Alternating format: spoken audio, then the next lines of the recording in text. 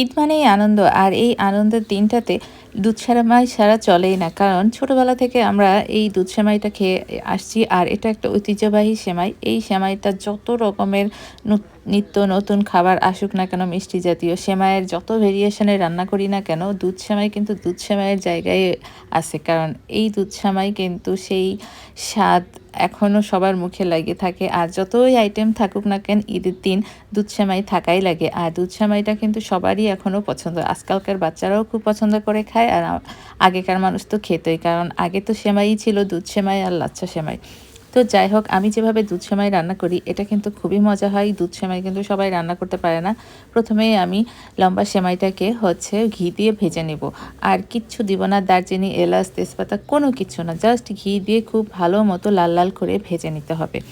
আর এভাবে সেমাই রান্না করে একবার খেয়ে দেখবেন, খুবই ভালো লাগবে। আর দুধ সেমাই বারবার খেতে ইচ্ছা করবে। আমি তো ঈদ ছাড়াও যখন মন চায় এভাবে দুধ সেমাই রান্না করি। আর দুধ সেমাই স কিছু কিছু মানুষ আছে বেশি পাতলা করে ফেলে, টেলটেলা পানির মতো হয়ে যায়, যেটা খেতে ভালো লাগে না, চামচে উঠানোও যায় না।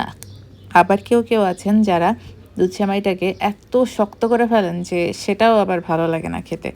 সেজন্য দুধ সেমাই রান্না করতে হলে একটু ঠান্ডা মাথায় রান্না করতে হয়। এই যে আমার সেমাইটা ভাজা হয়ে গেছে ঘিয়ে, এখন দিয়ে দিচ্ছি পাউডার দুধ। আর আমি লিকুইড দুধও দিব, তারপরেও পাউডার দুধটা একটু দিয়ে দিচ্ছি, তাহলে কিন্তু এটার থিকনেসটা খুব ভালো আসবে। আর দিয়ে দিলাম একটু চিনি। আর এই পাউডার দুধ দেওয়ার পরে কিন্তু খুব বেশি সময় ভাজা যাবে না, জাস্ট সর্বোচ্চ 1 মিনিট, 30 সেকেন্ড থেকে 1 মিনিট একটু ভেজে নিতে হবে, তাহলে সুন্দর একটা ফ্লেভার বের হবে। আর চিনিও দিয়ে দেওয়াতে এটা খুব সুন্দর একটা ফ্লেভার বের হবে, যেহেতু ঘি দেওয়া ছিল।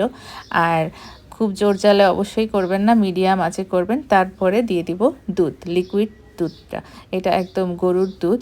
তো এখন এটা দিয়ে কিছুক্ষণ নাড়াচাড়া করলেই সেমাইটা সিদ্ধ হলেই হয়ে যাবে। আর সবসময় মাথায় রাখবেন, 1 প্যাকেট নর্মাল সেমাইয়ে, মানে যেটাতে দুধ সেমাই রান্না করি, এই সেমাইটাতে 1 লিটার দুধ দিলে একদম পারফেক্ট হয়। এর থেকে বেশি দিলে টেলটেলা হয়ে যায়, এর থেকে কম দিলে আপনার ওই শক্ত হয়ে যাবে, যেটা ভালো লাগে না। আর আমি যেভাবে করি এই মাপটা মাথায় রাখি। আর তাছাড়া রান্না করতে করতে একটা আন্দাজও হয়ে গেছে, সেজন্য আমার আর এত মেপে দেওয়া লাগে না। এই দেখেন, একদম পারফেক্ট। আর যেই পাউডার দুধটা দিয়েছিলাম না, এটার জন্য এটা এরকম একটা ঘন ঘন ভাব হয় যে কি বলবো। এই সেমাইটা আসলে সবাই খুব পছন্দ করে, বিশেষ করে আমার হাতে রান্না করা এই দুধ সেমাইটা। আপনারা চাইলে এভাবে রান্না করতে পারেন, কারণ দুধ সেমাই কিন্তু আমাদের ঐতিহ্যবাহী একটা সেমাই। আর এই সেমাইটা আসলেই খুব মজার, কোনো কিছু লাগে না, জাস্ট দুধ, সেমাই আর চিনি আর একটু ঘি, এইটুক দিয়েই হয়ে যায় মজাদার দুধ সেমাই। তো ঈদের দিন দুধ সেমাই ছাড়া কি চলবে?